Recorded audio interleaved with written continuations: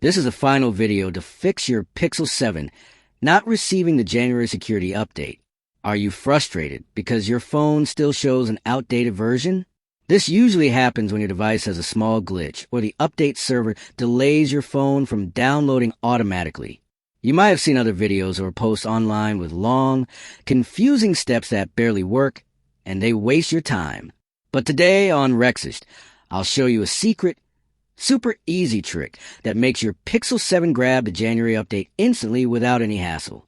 All you need is a quick setting adjustment and a force check that most people overlook, and your phone will start downloading the update immediately. If you want, I can make a full step-by-step tutorial showing exactly what to do. So comment below if you want to do that.